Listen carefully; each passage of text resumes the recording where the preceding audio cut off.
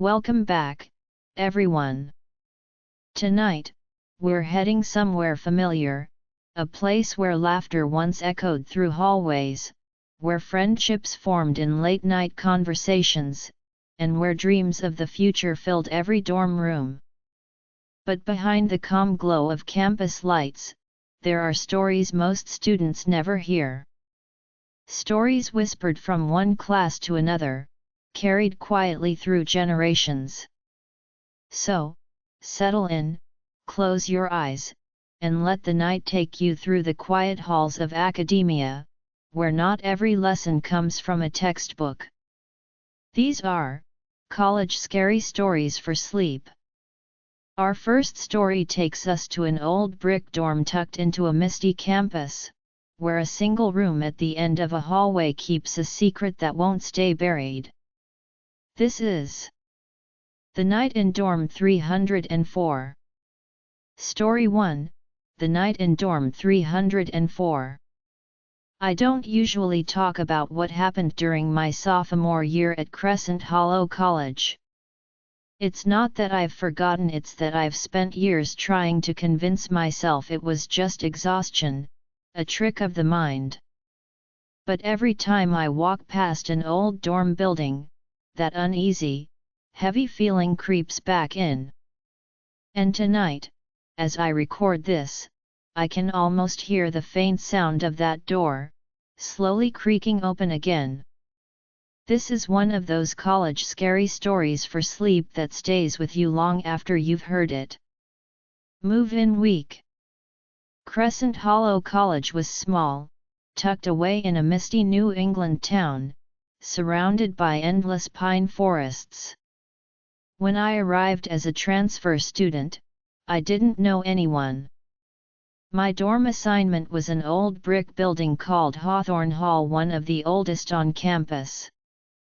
From the outside, it looked charming in that historical, haunted sort of way, ivy crawling up its sides, tall windows that reflected more shadow than light. Inside, though, it smelled like aged dust, polish, and something faintly metallic. I was assigned to dorm 304, a single room at the end of a long hallway on the third floor. My resident assistant, a quiet senior named Mara, gave me my key and smiled nervously. 304, she asked, hesitating for a second. You're the only one in that room this year. I nodded. Yeah, that's what the housing office said. She paused, then forced another smile. Right. Well, welcome to Hawthorne. It was an odd reaction, but I brushed it off. Settling in. My room was small but cozy, wooden floors, a desk by the window, and a narrow bed pushed against the far wall. Everything looked fine, except for one thing: there was a second bed frame, empty and bare, pushed against the opposite wall. When I asked Mara about it later, she said, that room was a double a few years back, but no one's used the other side since. You can keep it for storage. So I draped an extra blanket over it and tried to make the space feel less lonely. The first few nights were peaceful. I'd stay up late reading or scrolling on my laptop, listening to the faint sounds of other students in the hall. The building had this soft, constant hum: the pipes, the radiators, footsteps above me. It felt alive. But by the fourth night, that hum changed. The whisper in the wall. I woke up around 3 a.m. to a faint scratching sound. It came from behind the wall near the empty bed. At first, I thought it was a mouse. Old building, old problems. I turned over and tried to ignore it. But the sound got louder. It wasn't random scratching anymore, it was rhythmic, deliberate. Like someone tracing their nails slowly across the plaster. I sat up, heart thudding. "Hello?" I whispered, half embarrassed, half terrified. The scratching stopped immediately. For a few moments, the silence felt heavier than sound. Then, softly, I heard something else like a whisper pressed against the wall. It was faint, muffled, but it sounded like a woman's voice saying something over and over. I froze, straining to listen. I couldn't make out the words, just a tone. Low, pleading, broken. That night, I barely slept. Rumors. The next morning, I told Mara what I'd heard. She frowned. "It's probably the pipes," she said quickly. "They make weird noises when the heat kicks in." But something in her eyes told me she didn't believe that. Later that week, I mentioned it to another student in my English class, Eli, who lived 2 doors down. He gave me a strange look. "You're in 304, right?" he asked quietly. "Yeah." He exhaled. "That's the room where that girl, well, where she," he trailed off, glancing around. "It was a few years ago. Nobody talks about it much. She took her life in that room. Her name was Lila." The room suddenly felt colder when he said it. Apparently, she was a junior studying psychology. According to the story, her roommate came back from a weekend trip and found her hanging from the light fixture above the empty bed, the same one that was still there. The school never confirmed it officially, but everyone in Hawthorne Hall knew the story. Some said that's why the room was changed to a single. The door that wouldn't stay closed. After that, things started to escalate. The door to my room wouldn't stay shut. I'd close it at night, even lock it, and wake up to find it slightly open. Just an inch or two. Enough to let the hallway light spill across the floor. At first, I thought maybe it was just the old hinges, or maybe someone was messing with me. But when I set a chair against the door one night, I woke up to find it moved aside and the door cracked open again. Then there were the shadows. Sometimes, as I lay in bed, I'd see movement across the far wall. The faint outline of someone standing near the empty bed. I'd sit up fast, heart pounding, but there was never anyone there.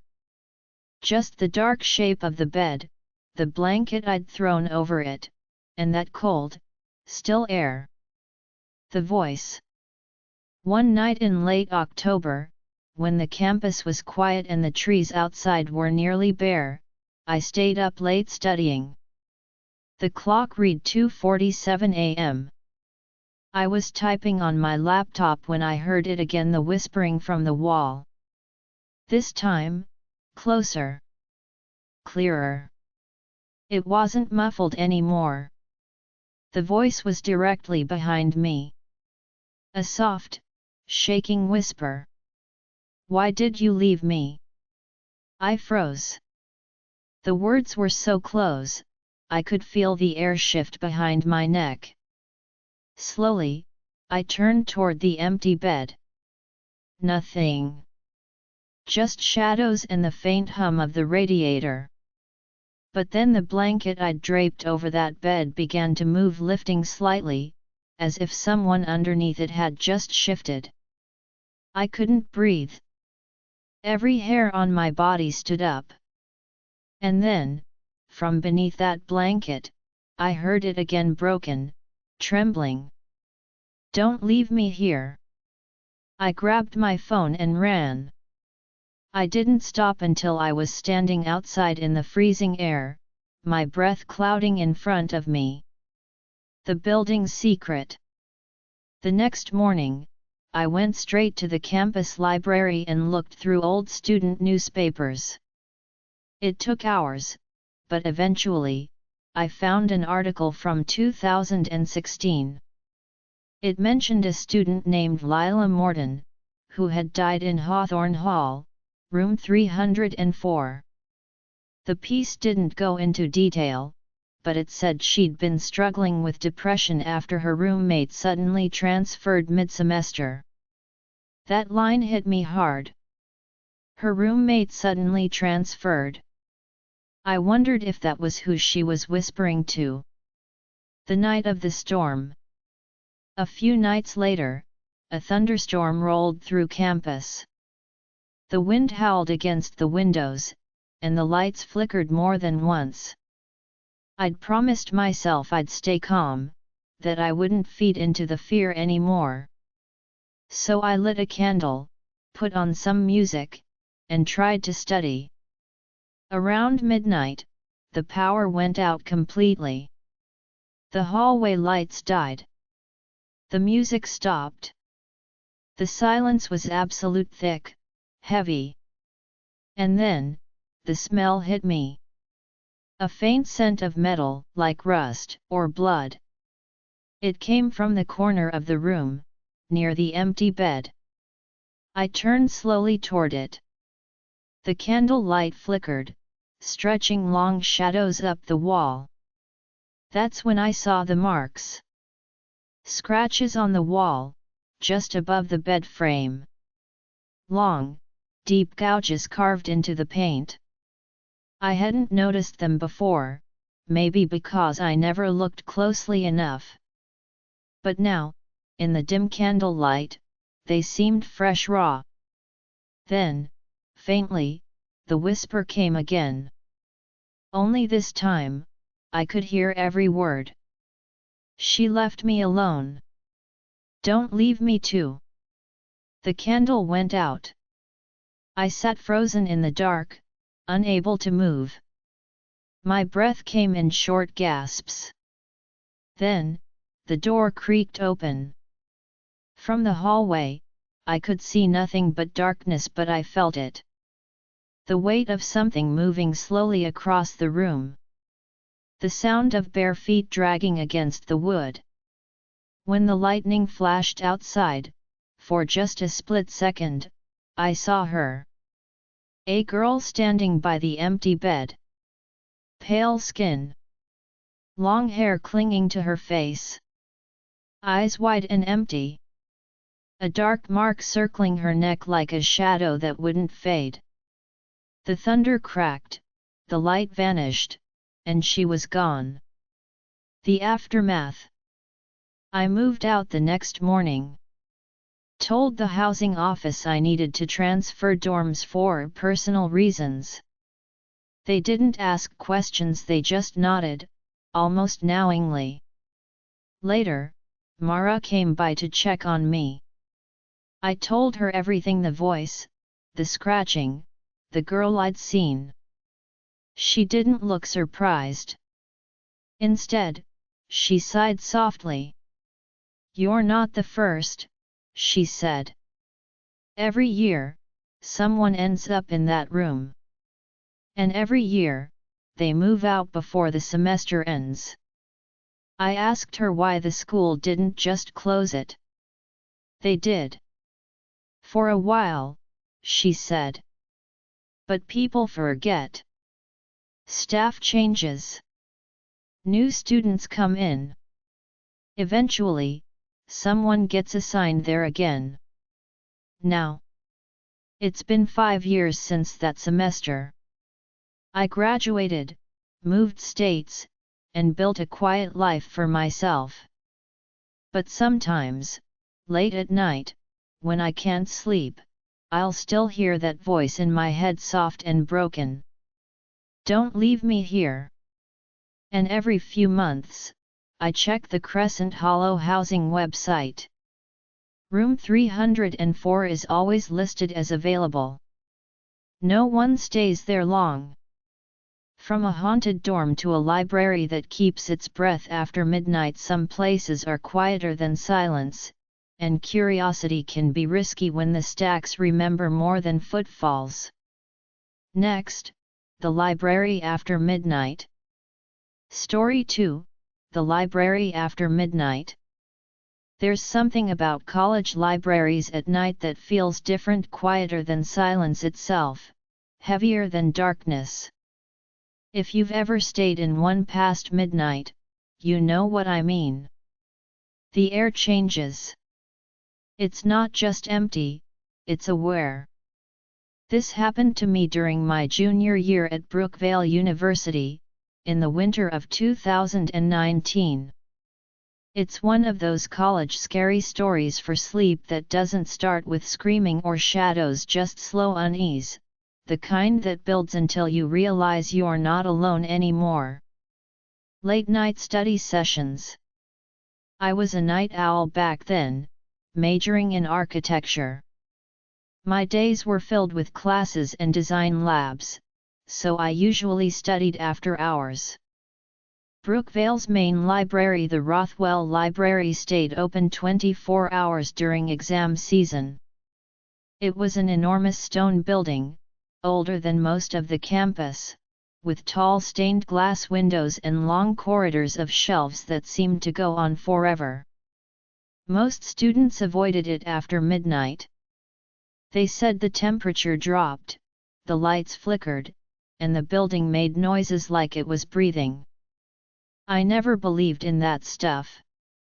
So, every night around 11 p.m., I'd take my coffee, laptop, and notes, and head up to the fourth floor, the least used one. It had old reference books, some dating back to the 1800s. Hardly anyone went there. It was perfect for focus. Or so I thought. The woman by the window. The first time I noticed her, it was subtle. It was around 12:30 a.m. I was working on a model diagram, lost in thought, when I heard footsteps. Soft, deliberate, moving between the shelves behind me. I assumed it was the night librarian. But when I looked up, the rows were empty. Then, in the far corner of the floor, near one of the tall windows, I saw her, a young woman standing perfectly still, facing the glass. She wore a long, old-fashioned coat that brushed the floor, and her hair was dark and loose around her shoulders. At first, I thought she was another student. Maybe just taking a break. But she didn't move. Not even when I shifted my chair or coughed to get her attention. She just stood there, facing the window. After a minute or so, I looked away. When I glanced back, she was gone. Something in the stacks. The next night, I came back. Part of me hoped I'd imagined her, but part of me was curious. Around 1 a.m., the library was utterly silent. The old radiators ticked faintly, and the fluorescent lights hummed overhead. That's when I heard a faint rustling behind the shelves. It sounded like someone running their fingers along the spines of books slowly, one by one. I turned around and called out, "Hello?" No answer. The rustling stopped. I stood, walked toward the sound, and peered down the narrow aisle of books. Empty. But as I stepped in, a chill rolled through the air. It felt like walking into a freezer. My breath fogged in front of me, and for a moment, I could smell something faint like damp paper and perfume. Then, from the other end of the aisle, came a whisper. Soft. Almost tender. Don't stay too late. My stomach twisted. I turned back toward my desk, but the air around me felt heavy, like someone was standing right behind me. When I sat down again, I glanced toward the window. She was there, the same woman. Still facing outward. Only this time, I noticed something else. Her reflection in the glass wasn't matching her body. The reflection. In the reflection, she was looking at me. I froze, staring at that faint mirrored face, pale skin, dark eyes, lips pressed into a small, sad smile. But the real woman, the one standing there, still had her back turned to me. I blinked, and the reflection moved closer, even though her body didn't. That's when the lights flickered. Once. Twice. Then everything went black for a full second. When they came back on, she was gone. I packed my things and left immediately. The night librarian. The next day, I tried to brush it off as stress. Architecture students were notorious for hallucinating from exhaustion. But I couldn't stop thinking about her reflection. So that evening, I went back earlier, around 9 p.m., hoping to see if anyone else had noticed her. The night librarian, an older man named Mr. Henson, was at the front desk. I asked him casually if anyone else worked the late shift. He shook his head. Just me until 3 a.m. Why? Nothing, I said. I thought I saw someone upstairs last night. He chuckled, but there was something uneasy in it. Oh, you probably saw her. Happens every year. I frowned. Her. He leaned back in his chair. Student, back in the 1980s. Studied history, I think. Used to spend all night reading on the 4th floor. One night she fell asleep near the window and never woke up. Heart failure, they said. He rubbed his temple. Now and then, people see her always near that same window. I asked if he believed it. He smiled faintly. Son, I've worked here 30 years. I don't disbelieve anything anymore. The third night. That night, I told myself I wouldn't look toward the window. I sat with my back to it, focused on my screen, headphones in, music low. But around 2:15 a.m., the lights flickered again. Once.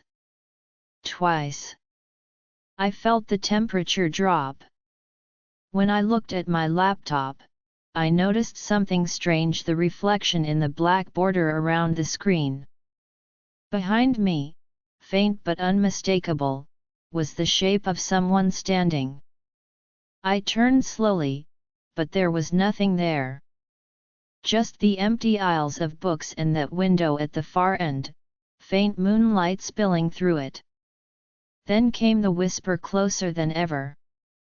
Don't turn around. I stood up so fast my chair fell over. My heart was hammering, and the silence that followed was suffocating. The whisper came again, softer now, almost pleading. You can see me, can't you? I didn't answer. I backed away toward the stairs. That's when I saw movement in the reflection of the window, her again, but this time inside the glass, not in front of it. Her hand pressed against the pane, eyes wide, mouth moving in silent panic, as if she were trapped behind the glass instead of in the room. And for a brief moment, I saw my own reflection beside hers, but she was looking directly at me. Then the window cracked. A small, thin line running across the glass from top to bottom. I ran. The final visit. I didn't go back for days after that. But one night, curiosity won. It was snowing heavily, campus almost deserted. I decided to go to the library one last time just to see. When I reached the fourth floor, the lights were dim. Dust hung in the air, disturbed by the draft from an open window. The cold bit into my skin as I stepped toward it. The same window, the one that had cracked. Except now, it wasn't cracked. It was broken, a thin hole in the glass letting in the freezing air. And there, lying on the table near it, was an old library card. The name printed on it read: Clara Mayfield 1984. I picked it up.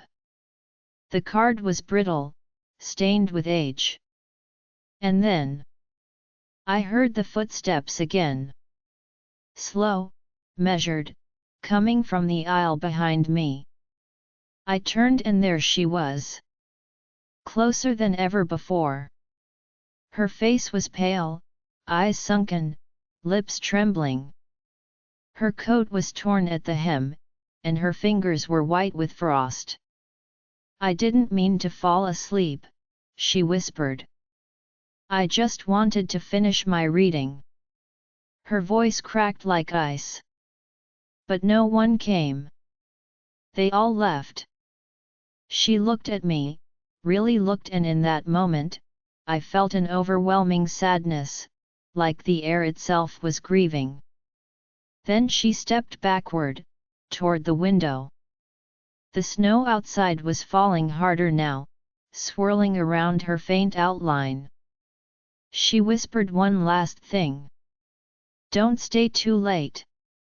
And with that, she faded, not gone instantly, but dissolving like mist, until all that remained was the sound of the wind through the broken glass. Aftermath. The next day, the library was closed for maintenance. When it reopened, that window had been replaced entirely. I never went back to the fourth floor. I studied in the cafeteria after that, even during exams. A few weeks later, I ran into Mr. Henson again. I asked if he knew who Clara Mayfield was. He nodded slowly. She was the one I told you about. Then he gave me a long, knowing look. You saw her, didn't you? I didn't answer. Years later, I graduated and moved away, but sometimes, when I visit other libraries, I still feel it, that weight of silence after midnight, when the world seems to hold its breath. And sometimes, when I catch my reflection in a dark window, I think I see her standing beside me, her lips moving in that same silent warning. Don't stay too late. Finally, we move to a freshman dorm where the ordinary ache of loneliness becomes something else entirely, and an empty desk holds a voice that refuses to leave. Our last story tonight is The Roommate Who Wasn't There. Story 3: The Roommate Who Wasn't There. They say college is where you find yourself, new people, new routines, and sometimes, new places that feel almost too old to belong to the present. For me, it was where I found something else. Something that was already waiting for me. This story happened during my freshman year at Willow Creek University, in the fall semester. It's one of those quiet college scary stories for sleep that begins in loneliness and ends in a silence that never truly leaves you. The new dorm. I arrived late that year, a week after everyone else. My assigned dorm was Rutherford Hall, a 4-story red brick building tucked behind the main quad. It was one of the older dorms' creaky floors, yellowed lights, and radiators that hissed like snakes when they turned on. My room number was 212. When I checked in, the front desk clerk looked puzzled. 212, she said, scanning the roster. Oh, right. That one's available again. I asked what she meant, but she quickly handed me the key and wished me luck. It was only when I walked into the room that I realized what she meant. The walls were bare, the curtains faded. Two beds sat on opposite sides, one made neatly with crisp white sheets, the other stripped to the mattress. A desk on the left still had a few scratch marks on its surface, like someone had dragged their keys across it in frustration.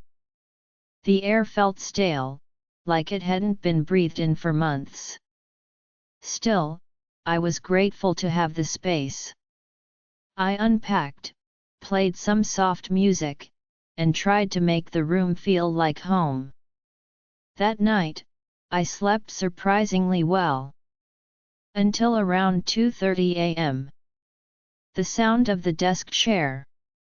It started with a soft creak. At first, I thought it was just the building settling. But then it came again, long, slow, rhythmic. The sound of the desk chair moving back and forth. I opened my eyes. The moonlight spilling through the curtains illuminated the outline of the empty chair across the room. It was rocking slightly. Just enough to make a sound. I told myself it was the draft from the window. I got up, closed it, and the chair stopped moving. But as I lay back down and started to drift off, I heard something new, faint scratching. Like the sound of a pencil on paper.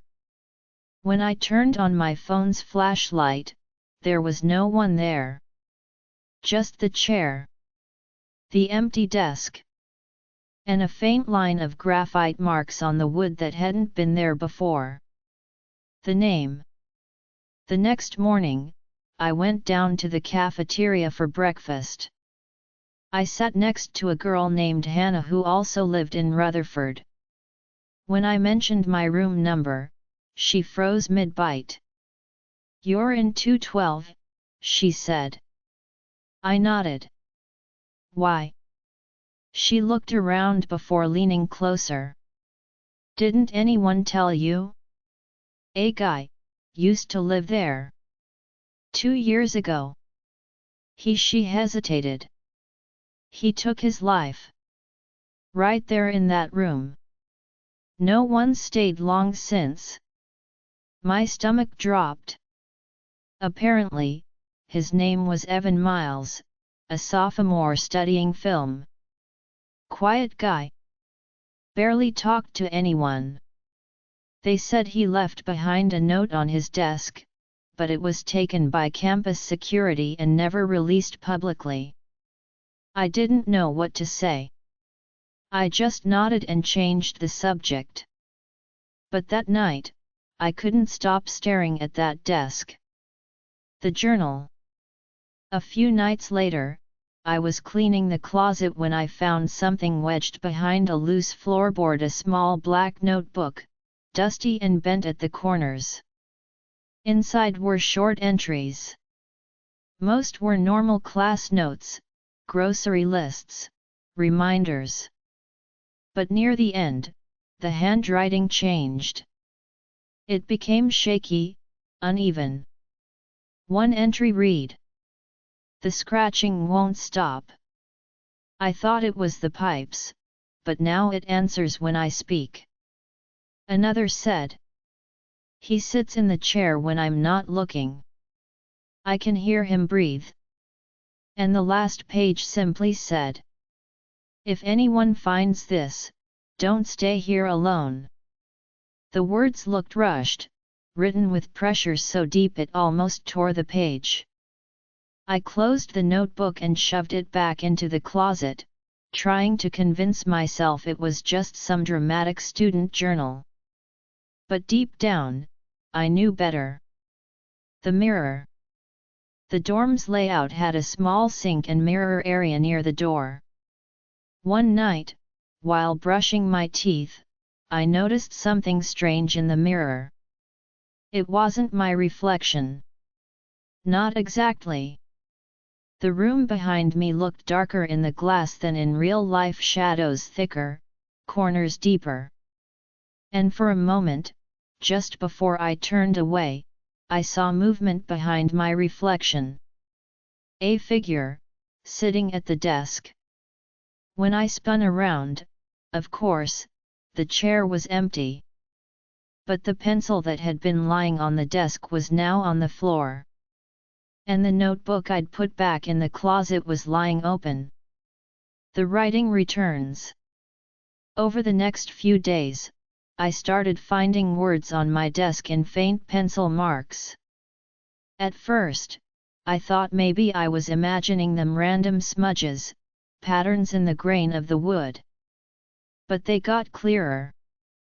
One morning, I woke to find a single word written across the center of my desk. Stay.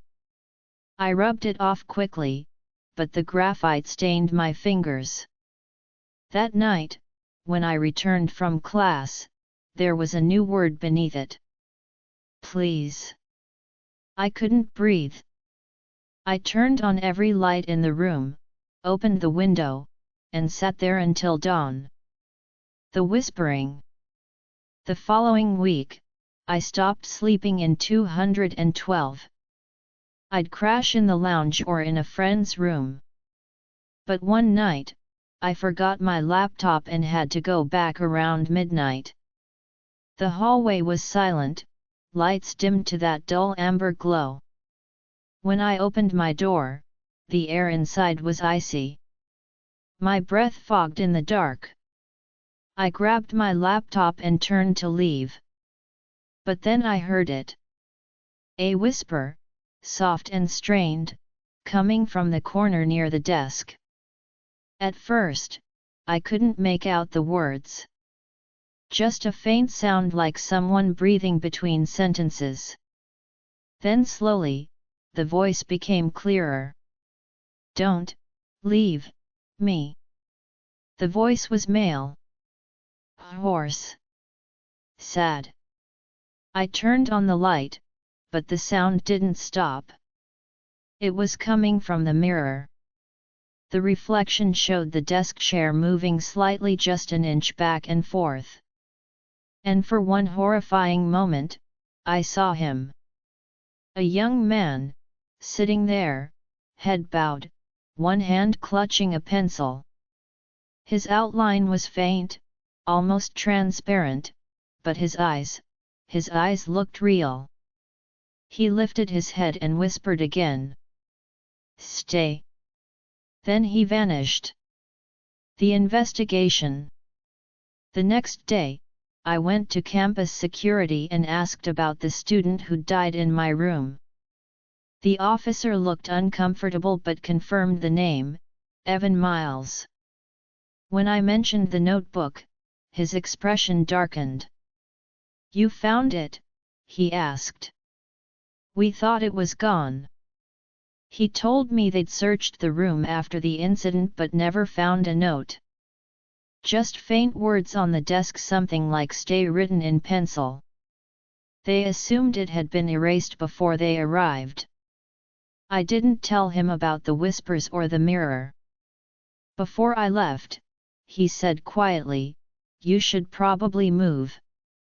Some places just hold on too tightly. The last night, I decided he was right. I put in a transfer request that day. But there was one night left before I could move into a new room. That evening, I sat on my bed, lights off, watching the faint glow from the window spill across the floor. I wanted to say something to whatever, or whoever, was still here. I'm sorry, I whispered. But I can't stay. The room was silent for a long time. Then, slowly, the desk chair turned toward me smoothly, without a sound. And in the darkness, I heard it again. That quiet, breaking voice. It's okay. The pencil rolled off the desk, landing softly on the floor. When I turned on the light, everything was still. The air felt lighter. Warmer. And for the first time, I didn't feel afraid. I left the notebook on the desk before I moved out. Years later. Sometimes, late at night, when I can't sleep, I think about that room. I wonder if whoever lives there now ever feels that chill, or hears that faint whisper. Maybe whatever lingered there finally let go. Or maybe it just waits for someone new, someone lonely, someone who needs to be told not to leave. Because some rooms, like some people, have a hard time saying goodbye. The campus is quiet again. The footsteps fade down the hall, and the lights flicker one last time before darkness takes over. Whether these stories are real or just memories that refuse to die, one thing's certain: some dorms hold more than just students. If you're still awake, thank you for listening. And if you're already drifting off to sleep, may your dreams be peaceful, and your halls forever quiet. Good night.